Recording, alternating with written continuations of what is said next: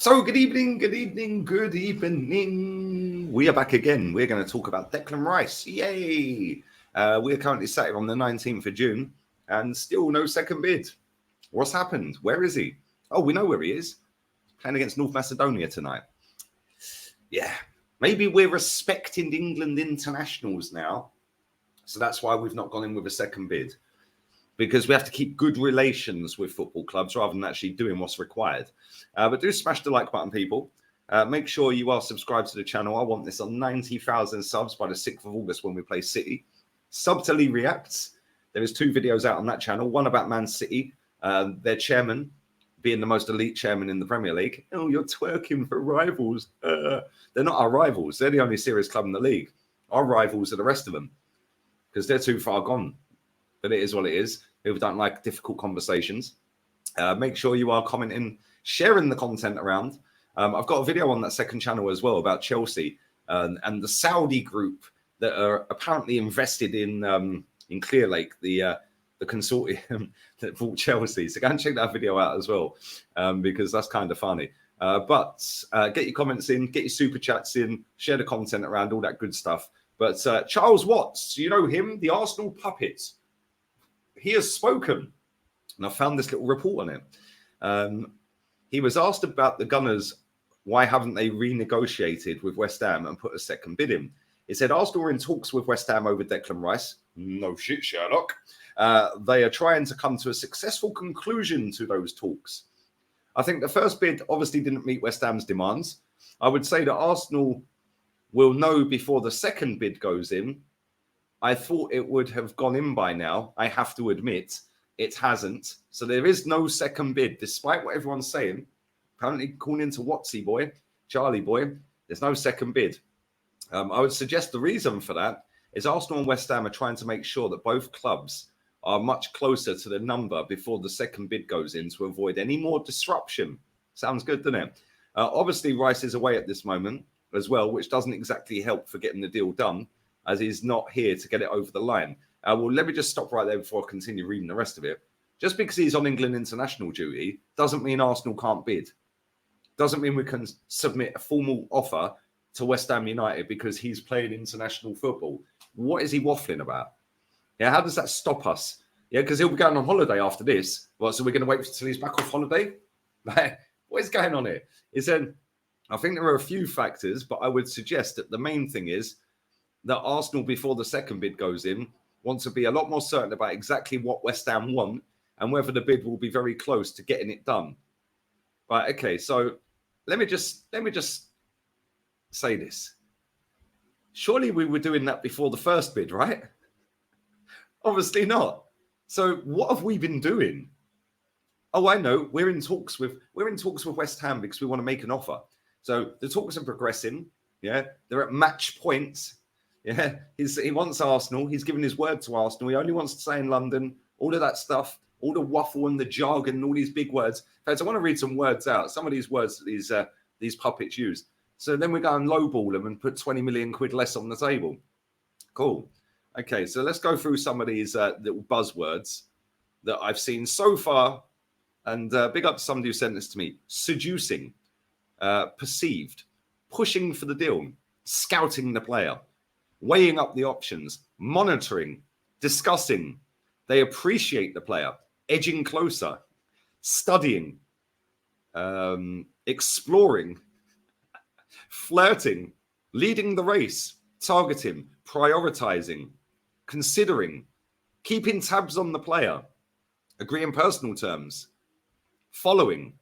He's a concrete name, luring, gauging, in love with. How many more buzzwords do these journos need?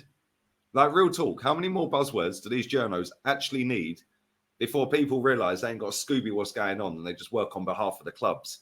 Yeah, the fact and reality is, if Arsenal wanted Declan Rice, we'd get Declan Rice. It would have been done already. If we wanted him that badly, bang, done, signed, sealed, delivered.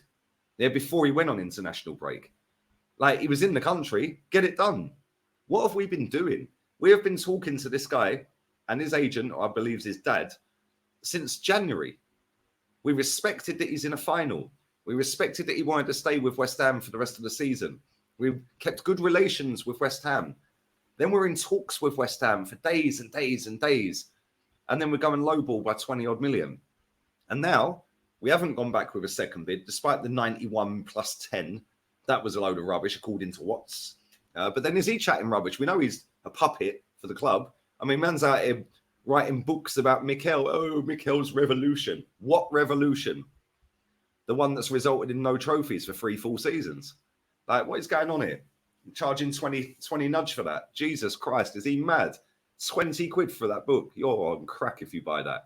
Yeah, and the fact is, we haven't been serious. We're never serious. We always miss out on targets. I'm not saying we're going to miss out on Rice, but the way we're playing around, just get the deal done. Yeah, but Lee, it's a lot of money. And Real Madrid has signed Bellingham for the same money. So I don't understand how anyone can say that you can't get a deal done like that. If you've been talking to the player, you've been talking to the agent, you're talking to the club for as long as we've been told that this has been happening, either number one, they're all full of crap, or number two, we ain't done enough work and we haven't asked what they want. How hard is it to fight? I say this every time I speak about Rice. How hard is it? Hello, David Sullivan. How much do you want for Declan Rice? We would like to sign him. What would your terms be with the fee that you want? Oh, we want 100 million, Mr. Edu, and we want it paid over 2-3 years. Okay, we can get our lawyers to get in touch with your lawyers. We'll come and have meetings with you and your hierarchy, bish, bash, bosh, and we'll thrash it out properly. Instead, we go with 80 million, and then we sit back for 2 weeks. Go, don't worry about it, mate. Yeah, well, he's on international break now, so, you know, we've got to respect he's on international duty. What is going on here? It makes no sense to me. Yeah, and people are come in the comments and chat crap like they always do. These little weird, demented 14-year-olds, yeah, that chat absolute breeze, yeah, thinking they know everything. Yeah, the fact is, it is pretty damn simple to get a transfer done. You phone the club and ask how much the fee is after you've already spoken to the player and his agent, or his agent, and then he gets the player to speak to you. Yeah. Oh, no, listen, Mr. Edward, there's no way Declan Rice is available, mate. I'm sorry, but it's just never going to happen. Okay, cool. That's the end of that. But if there is a chance, yeah, well, can you organise a conversation between us and the player? You know, we can have a meeting. We can do it on the phone, Skype, FaceTime, whatever you want to do. Bosh. Now you sell the player the dream. Now you go in and the agent would know how much. Yeah, don't let this fool you. The agent would know roughly how much West Ham want, because it's in the agent's best interest to sell his client to the next club. But it's also in his best interest to get his commission out of that. So he wants to do the deal because he's going to take a bit of money out of it and West Ham are going to get a chunk. So surely, just surely, the agent is not messing this up. Surely the agent is saying, well, West Ham are looking for this, Mr. Edu, and they're looking for that over X amount of years. Because indirectly, he's working for both. He's working for his client, Declan Rice, but he's also working for West Ham because he's the go-between. He's the agent of the player who's contracted currently to West Ham. So he's the link pin. Yeah, he's the one, yeah, the glue that is holding everyone together. So surely we know how much West Ham want. Surely we know that. So just pay it. Just pay it. I don't see what the hold-up here is. If you want him that badly, sign the player. Sometimes you don't negotiate. Sometimes you just go, bang, we'll pay it. Yeah, we'll pay it. We'll just pay it. We want him that badly. He can take us to the next level. We think he's a top player. We really appreciate what he's done for West Ham. We think we can take him next level, which takes us next level. There you go. There's the money. Job done. Instead, Arsenal, for some reason, we just long it out. We're like a snail. Super slow. It's like we're in reverse. Beep, beep, beep, beep. Like, what is going on? Yeah, listen, we may or may not end up with Declan Rice, but I'll tell you something now. If we don't, that is on Arsenal Football Club because they have longed this out for time. I am nearly bored of this transfer window already. Yeah, we're on the 19th of June and we've done nothing. Literally nothing. Apart from give Reece Nelson 5 million quid cash in his bank and 100 grand a week, which is just laughable in itself. Makes no sense at all. Yeah, and put a bid in for Rice and a bid in for Kai Havertz. Like, make it make sense. Make it make sense. I don't see what they're trying to achieve or what they're trying to gain out of longing it out. And people say, yeah, but it's a complex thing. It's, you know, it's big money. Got to make sure everything's right. West Ham are doing this and we got to do that. It's not difficult. Yeah, in simplistic terms, you know how much the fee is, pay the fee. Because if we're being told what the fee is, and the fee is around 100 million, well, surely that can't be a million miles away from the truth. So pay it. We've got the money. Let's not act like a small club here. Let's stop trying to save the owner's money. Yeah, actually go out there and buy the player. But again, when has Edu got any sort of track history of doing big deals and getting them over the line?